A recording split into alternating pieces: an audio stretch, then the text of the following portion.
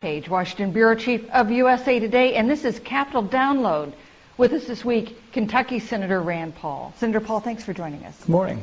You gave the Tea Party response to the State of the Union this week. To begin with, we absolutely must pass a balanced budget amendment to the Constitution. After the Republican response, is there a battle going on for the soul of the Republican Party?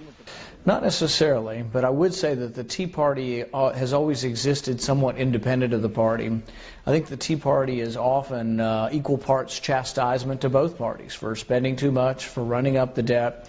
You know, when President Bush was up here, we weren't too happy either. They were doubling the debt. And we're particularly unhappy with this president who's tripling and quadrupling the debt. And we find it a little bit galling that he could say last night, oh, I've reduced the deficit by $2 trillion.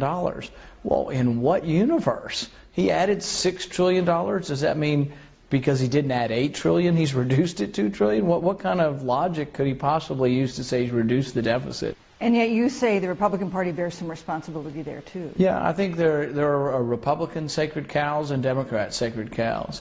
And on the Republican side, we need to admit that not every dollar spent on the military is wise or sacred or without problems. And Democrats need to admit that entitlements are really fueling this problem. 2/3 of the budget are entitlements, and we have to do something about them. Karl Rove has started a new group, the Conservative Victory Project, which says it wants to nominate more electable Republicans. The Tea Party is getting some blame for some disappointments in Senate races last year. Is that fair? I mean, there's always people on both sides. When someone wins, they say, oh, that's great. And when someone loses, they say, oh, this was the problem.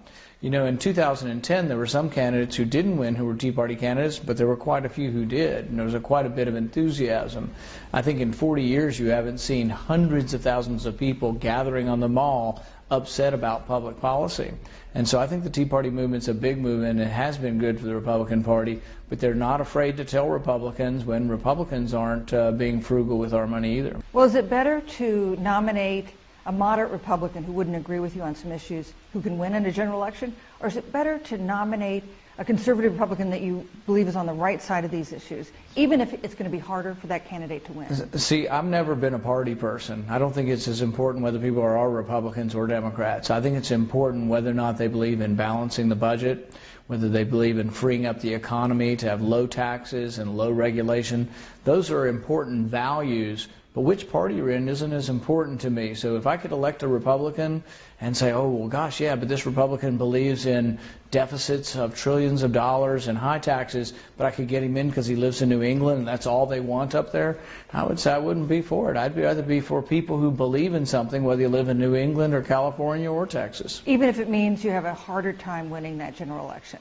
I'm not interested in really who wins or which party wins. I'm interested in what is good for our country, and I think deficits are bad for the country, high taxes are bad, and lots of regulations really put a kibosh on economic development and prosperity. Who speaks for the GOP now?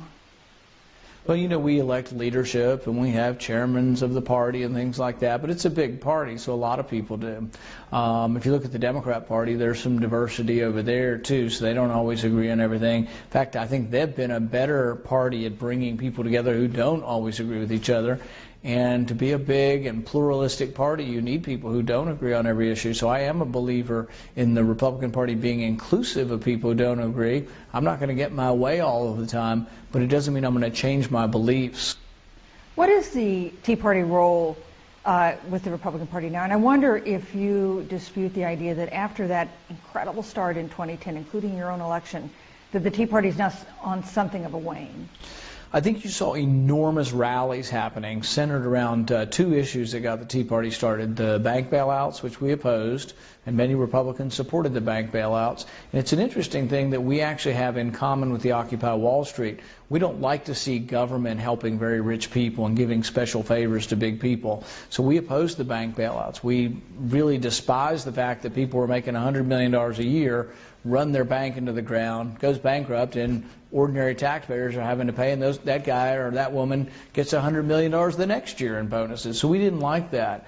And so I think the Tea Party is part of something that is distinct and at the same time has things in common with the Republican Party, but is distinct in many ways. But you're getting some pushback now from establishment Republicans. You had Haley Barbour, the former governor of Mississippi, raising some questions about whether donors should continue to support the Club for Growth, for instance. I think that the party's a big party. We're open to a lot of people, but we're big believers in the marketplace of ideas and in competition, and that's what will happen here. And anytime you have primaries, there will be competition. But I think if someone thinks that a leader's going to come in and hand select the candidates, they hand selected Charlie Crist, who's a Democrat now and probably always was a Democrat in Republican clothes. And so it didn't work out so well for them, you know. And so I think hand-picking candidates isn't a good thing either. Will you sometimes get candidates who don't resonate in a general election? Maybe, but I think the process of electing people, I would hate to see a process where there were not primary elections, where there were hand appointments by select leaders. To talk about a couple of specific issues, we don't think of the Tea Party as really standing for immigration reform as a kind of fundamental value. And you said that we should look at immigrants as assets, not liabilities. Do you think there should be a path to citizenship for immigrants who are here illegally at this time? Yes, I think there should be and will be. I think it shouldn't be a path that puts them in front of other people applying for citizenship, but as long as they don't go to the front of the line, as long as they want to work, as long as they're willing to be on a pathway that doesn't include welfare benefits and cash payments, and as long as it includes work, I see no reason why we shouldn't be able to do that. Do you think that bill will pass this year? Well, I think the question always is you can be for that, but you also can be for a secure border, and I'm for a secure border. I won't vote to normalize the 11 million undocumented workers if it means we're going to invite 11 million more to break the law. You have to have a secure border. So I have an amendment that I will introduce that says we do things in a stepwise fashion over about a 5-year period. Each year we vote on whether the border is secure. There's a report, but not just some vague report that says, yeah, we're doing it, a report that comes from the administration and is voted on by Congress and has to be passed each year to say the border is secure. An issue that's come up in recent days are these drone attacks of alleged terrorists, including sometimes American citizens. And you say that we should not tolerate secret lists of American citizens who can be killed without trial. What kind of oversight do you want to see? You know, if you murder someone, I want you to be punished, but I'm for having a trial. I'm for having a judge look at the evidence as well as a jury. If you're an American citizen and you go over and you're engaged in a battlefield and you're shooting at us, you can be killed without a trial. That will happen.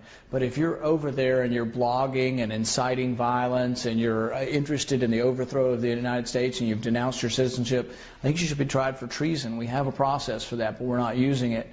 I think it's appalling that the president could decide this. I'm holding up and today announcing that I'm going to hold up John Brennan's nomination because he was asked a very specific question by Senator Wyden. Can you kill an American with a drone in America?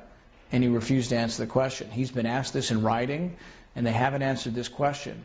And can you imagine if they're not willing to answer this question, that they actually believe they have the power through a politician, through a political office, to kill an American in the United States without a trial? I find that very, very worrisome. So you're going to put a hold on his nomination? Absolutely. And if need be, would you try to filibuster it? We're going to do whatever it takes to get the answer. Can the government, and does the government, the president himself, claim the power to unilaterally decide to kill an American in America without a trial? That is just appalling and beyond belief that anybody could support that. They need to answer it specifically, and they need to say no, they don't. The CIA is not supposed to be operating in the United States by law, but he's unwilling to answer whether he can kill an American with a drone in America without a trial. I find it very worrisome.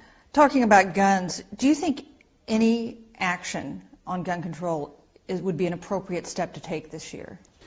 You know, I'm not sure of what would be, to tell you the truth. I think we mistake the whole thing. Most of these terrible tragedies are happening where you have 100% gun control. There are no guns allowed in schools. We have a complete ban on gun in schools and malls and other places, and that's where the shootings are occurring.